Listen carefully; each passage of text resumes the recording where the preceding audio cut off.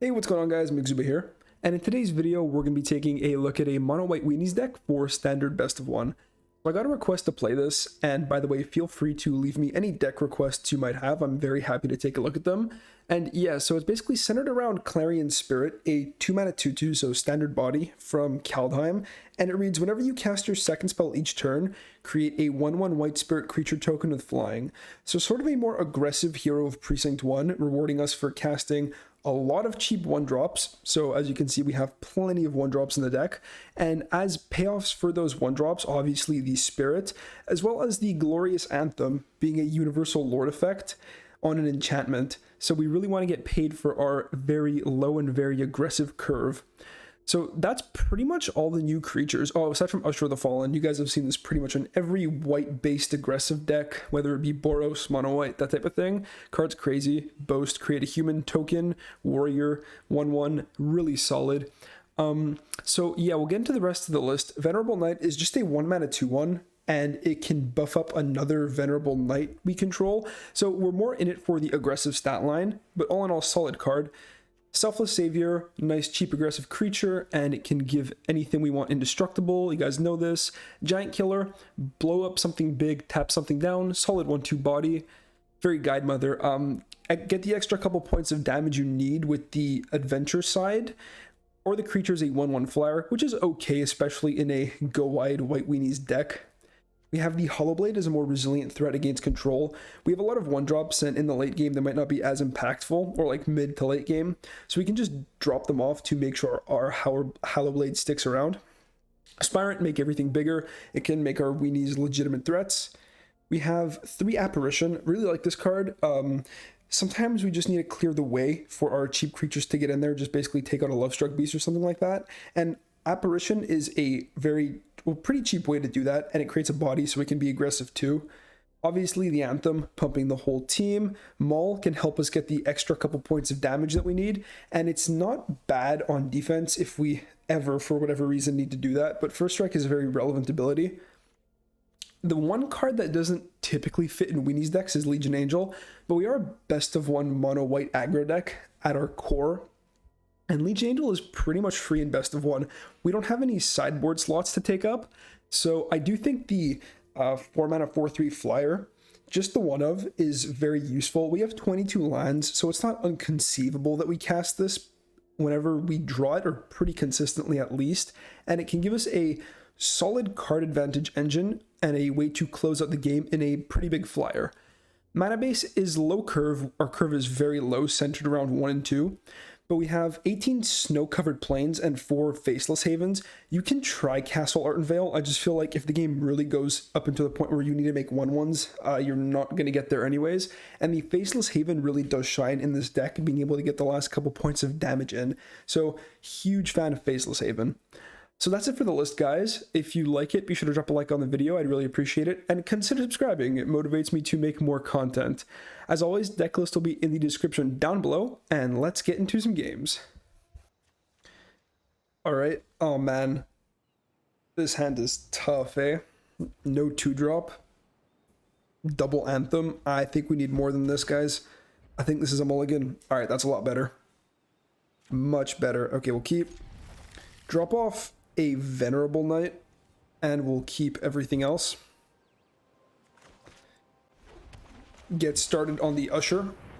We do want to come out the gate a lot more aggressive than that hand would have. We have double Anthem, but if the opponent can deal with our threats, then that's not much to go with. Alright, we'll get down the Hollow Blade. Opponent reading the Usher. I could boast here, but I think I just want to get a bigger body on the board, get our opponent dead. And we're really looking for land 3. We don't have a high land count, so it would not surprise me that we miss it.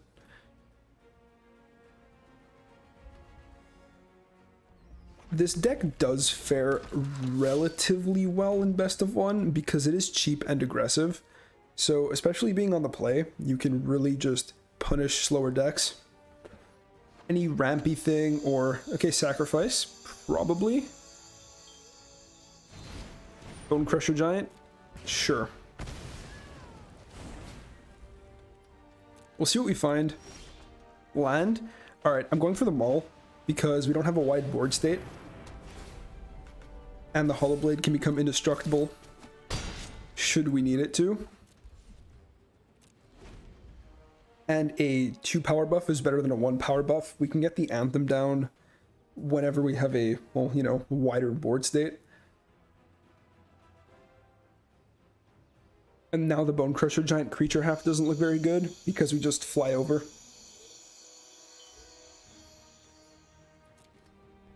So we'll see what the opponent wants to do. I think their whole plan was to play this Bone Crusher giant. Kroxa making me discard. Alright, Selfless Savior or the Anthem. Oh, they're going to Village Rites their Kroxa in response? Okay. Fair enough. Very similar to the deck I played yesterday, although we don't know if they're Jund or not. Now we have to discard. I think we drop off the Anthem. Not having many bodies makes the Anthem worse. Okay. Get in for 5. Go to damage, sorry. And we'll play out the dog. Hold land to discard to the Hollow Blade. Only 4 mana card in the entire deck is the Legion Angel, so. And a Woe Strider comes down. That's fine. Claim would suck. So untapped mountain, or untapped red into claim. We are very sad. Oh no. Okay. Do they not have it? Oh, they don't have it. Okay, good, good, good. So we go for the Aspirant.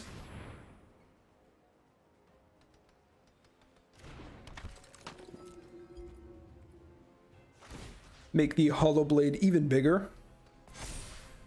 So now, even if they manage to steal it, we still technically have possession of the Maul. So we just play our 4th land, re-equip the Maul. Actually, in that case, is it better to play our land out? I think it is. And we can just sacrifice the dog if they have a removal effect. Because if they have a steal effect, which I think is more likely at this point, then we want to be able to re-equip our Maul onto any of these creatures and attack for lethal through the air. And they might have a Crow in War, yep, because they didn't steal on 3, or with their 1 red, but they stole with their 4 mana. Okay. So this is fine. We also play land because Kroxa can make us ditch it. Untap black. I still think we're okay even if they have a Blood Chief's Thirst. We just sack the Savior to the Aspirant, give it a counter. Yep. Give that boy protection.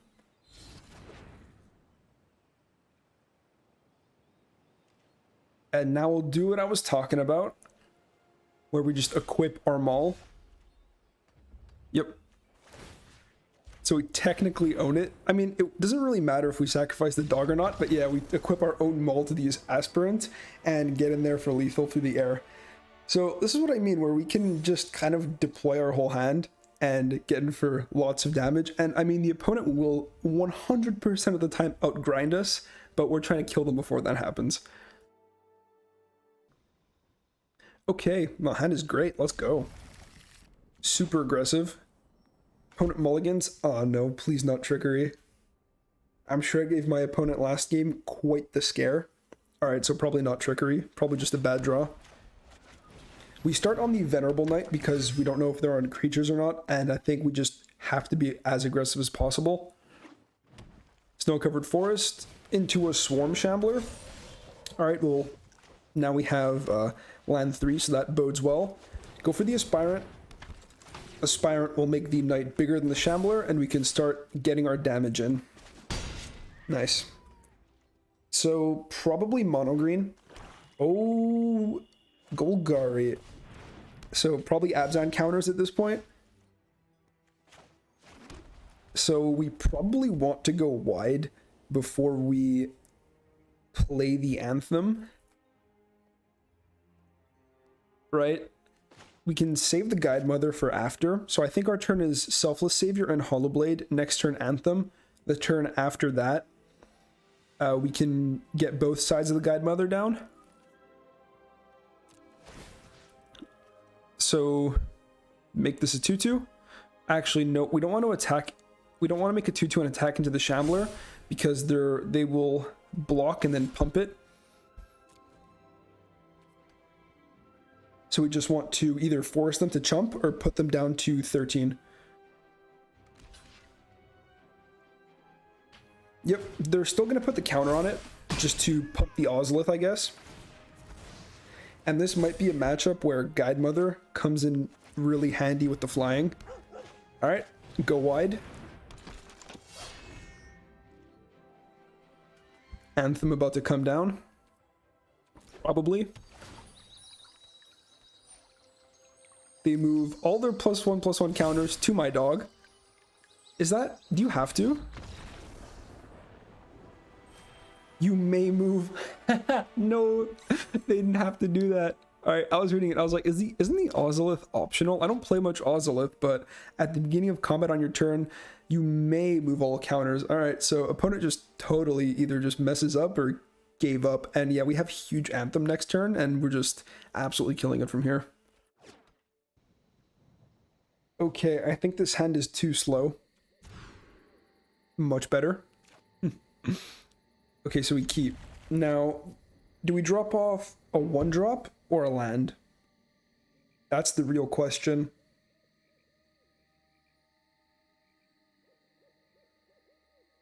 How greedy is it to drop a land? I don't care, I'm doing it. Start with the Usher, and then we can go Clarion Spirit, and even if we don't draw land 3 and we just draw another 1-drop, we can start making spirits. So that was 100% greedy, but I think it's fine. And we are not punished at all. Feels good. Get in there. All right, so any 1 or 2 drop and we make a spirit. If not, we can just play the Anthem. All right. Counterspell? No. Anthem down. Nope. So this is what I mean against slower decks, where we just really punish them. All right, Cobra. That came off the top, or they would have played it last turn. Unless they really wanted to guarantee mana value. And they pass. All right, so we're flooding a little bit. So I can animate Faceless Haven and attack with it. Or I can play Knight and boast. I think we go for this. And to hold back Usher, or to not hold back Usher, I think we can just push in the damage. If they take the trade, then we push in 8 points of damage. And then they're down to 4, and they're dead to a Faceless Haven attack. So, very happy I bottomed this land. Did not come back to bite us at all.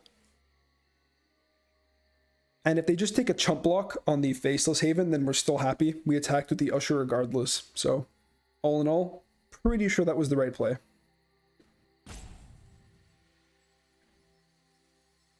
Now, literally, any other card in our deck, bar Legion Angel, makes a 2/2 off the Spirit, which is pretty cool. Oh, an opponent takes it all down to 1. Okay, so I guess they really want this Cobra. Your turn better be really good. Starix, mutate. They get 1 proc.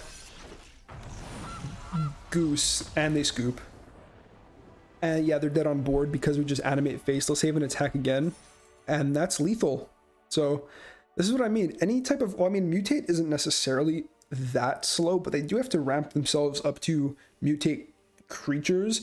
But yeah, on the play, against any sort of mid-rangey or slower deck, we just absolutely crush them. Okay, on the draw, and I do think this hand is fine.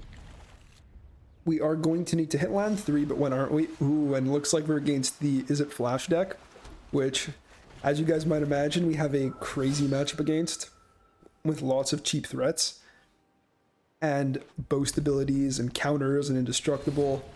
And they stopped the Usher. Alright. Clarion Spirits. Alright, so what's the plan? I think we resolve a Hollow Blade against this deck. As much as I want to play with the new cards, it's just a lot safer to actually resolve something. And let's see if we can draw a 1-drop. We can't. We draw a Glorious Anthem. Faceless Haven also is a very solid card against any type of... Is it Flash deck? We'll go for the Aspirant. Try to make the Hollow Blade bigger. And our hand is clogged a little bit on, when I say expensive cards, they're 2 and 3 drops. Brazen Borrower, annoying, but it's fine.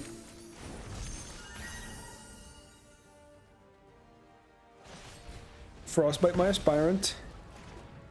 Opponent's draw has been very good so far. And they go for a Bone Crusher Giant. Alright, so I was really hoping for land off the top there. But to no such luck, we do only run 22. So we'll play the Hollow Blade out, can attack into the Bone Crusher Giant, and see if we... Alright, let's drop off an Anthem.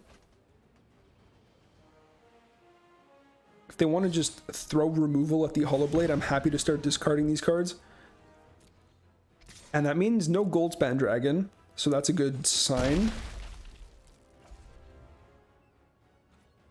Alright, let's go. And they go to it. They go to again for the Dragonfire. I do think I drop off the other Anthem. It's so bad against bounce effects. And land. No land. Alright. Well, we're going to keep trying to get these Hollow Blades to stick. And we'll pass turn. If we can hit land 4, we can have a pretty good double spell turn with the Clarion Spirit. Brazen Borrower. Yep. These adventure creatures just present so much value. And now opponent's trying to get me dead. That's why they're doing that now, and they can flash in a Borrower at end step. So I do want a 1/1 Spirit to block it. To no such luck.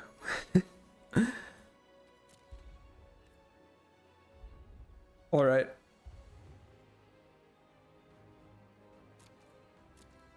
I think their turn is just going to be Flash and Brazen Borrower. So we're going to attack first. And we're going to play our Hollow Blade. If they counter it, then that's fine. They don't get the Brazen Borrower. Yep, there's Brazen Borrower. I will block this Giant if they attack with it. Weird how our deck is on the defensive. That probably came off the top. Yep, just attacking with the 3/1. Good. And let's go. Any land. Land. Okay, we do it. Alright. So I want to cast 2 spells. And the first one being a Clarion Spirit.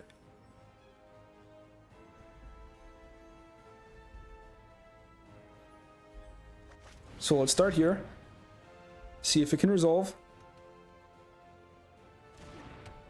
Nice. And now we're going to get a blocker just for cast, if I understand ruling correctly. Yep.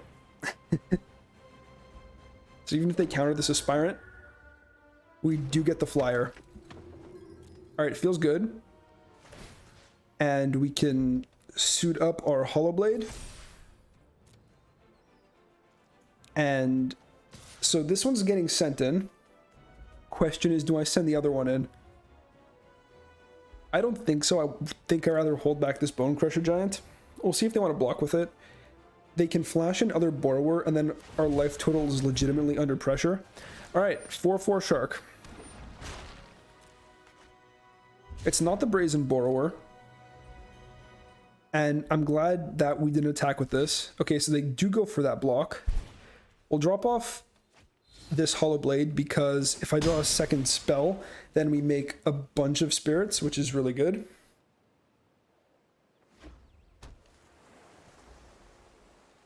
Alright, let's see if they attack with the Brazen Borrower too.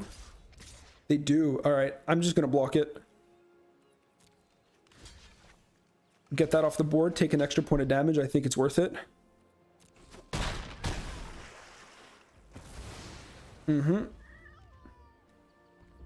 And we do need a spell here. No spell. Can we kill them? 4, 8.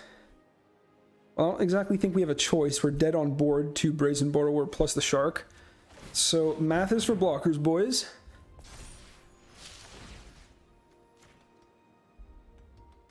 I think we actually lost. I'm doing quick math in my head. I think we're like 2 points off. Yep. Sad we drew the land instead of a other playable spell. Yep, exactly 2 points off. Play draw, baby. Play draw. Oh, so close, guys. It's all good though. You're gonna have games like that. And if that was any other playable, I mean pretty much any other playable, then we make the flyer, block the borrower, or block the shark, and then we just kill them on the way back. But you know, magic's gonna magic, I guess. Alright, let's go. Kind of a weird hand. Lots of 3-drops, but we have a solid 1-2. And if we can hit land 3, then I think the maul is going to be a little bit better, but we'll see how wide we can go. Alright, we'll get this down so it's off Summoning Sickness. Put it on a tap Juaris. So we might need to play around that. Who knows? They're probably going to hold open 2 mana if I have to guess. And then maybe we just get one of these glorious anthems countered. Or we boast and play dog. I think I like that. We'll go a bit wider.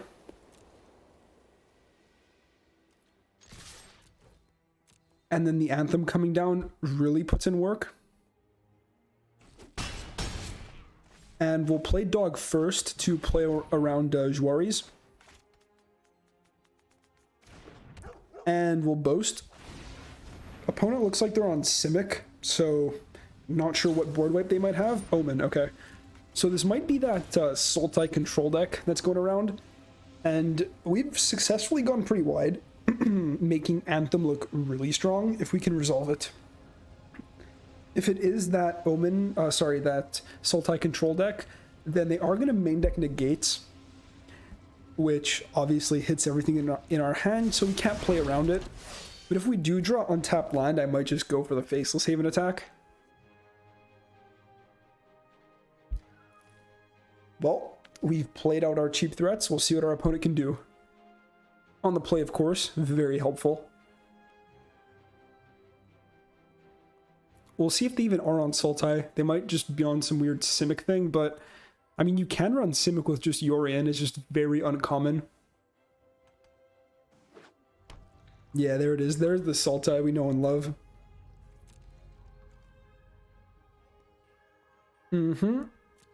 My turn. Okay, so do I go even wider? I can go for Usher and then play Anthem. I mean, Usher, then boast with the Usher, and then play Anthem. I think I just try to resolve this. If they shoot it with a counterspell, I think we're still fine.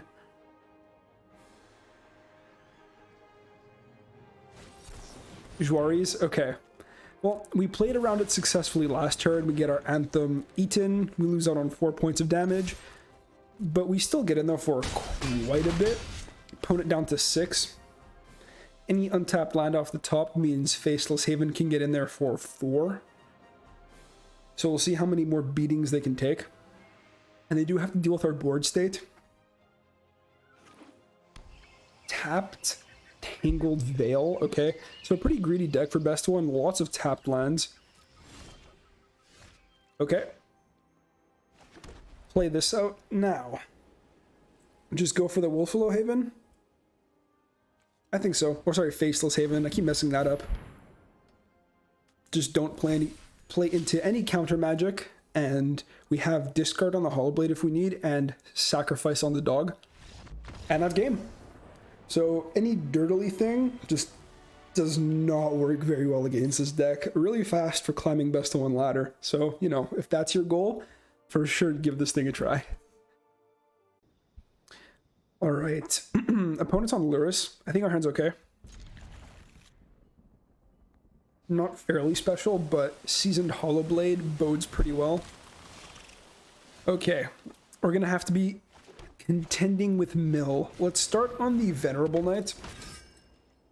We'll see if we can resolve another one, and if we can, then once one dies, we get a counter. The milling will commence.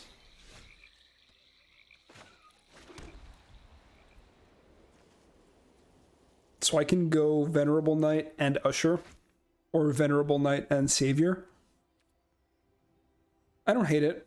I don't love it. Maybe we just try to resolve a Hollowblade.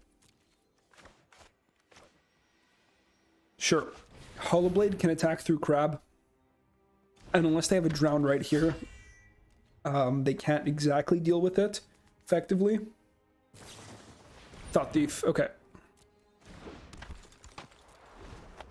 Glad we did not attack with the Venerable Knight. No point in throwing it away. Oh, double Crab Hand. Now miss your land. And they hit their land, so it's very sad. Alright. A lot of goodies getting milled. Glorious Anthem looks pretty solid with this hand. Duress. You're playing that against the wrong opponent, mate. They do get to see my hand, but it's okay. They pretty much just go neg one card, and they attack with the Thought Thief. So they're on the mill plan.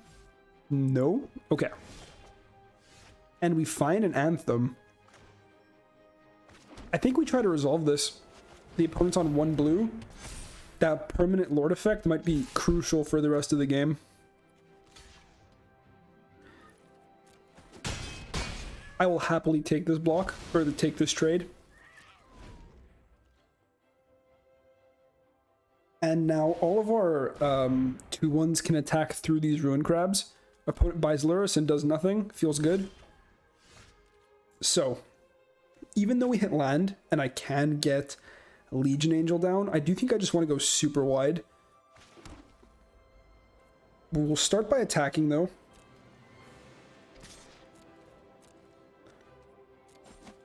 Opponent takes it. Okay. So, super wide it is. Let's get them dead. Oh yeah, just deploy the hand. Good game. And opponent scoops. Good game. Nice. So Glorious Anthem really does get us there. Super happy I resolved it early. Alright guys, and we are back. So I am super happy with this build. Honestly, I don't think Legion Angel is very necessary. I think that every time I had it, I was either winning already or we just had the opponent dead. And if you're going long, it can definitely help keep you in the game or get you there against a sort of board stall. So I don't think I'd cut it. And it does only take up 1 spot in the deck. Aside from that, everything else is really great. I find sequencing a bit difficult in the deck because of the Clarion Spirit. Sometimes you just want to resolve a sticky threat. Sometimes you want to just push in damage. But I do think that you want this on turn 2 as much as possible, especially if you're holding a bunch of cheap 1-drops in your hand. If you only have like expensive cards like Skyclave Apparition or Maul of the Skyclaves, after the Clarion Spirit, it loses a lot of its value. So it really does require that type of decision of, am I going to play my more aggressive 2-drop on 2, or am I going to commit to the go wide plan with the Clarion Spirit? So that's it for me, guys. Again, deck list will be in the description down below, and I will catch you in the next one. Peace out.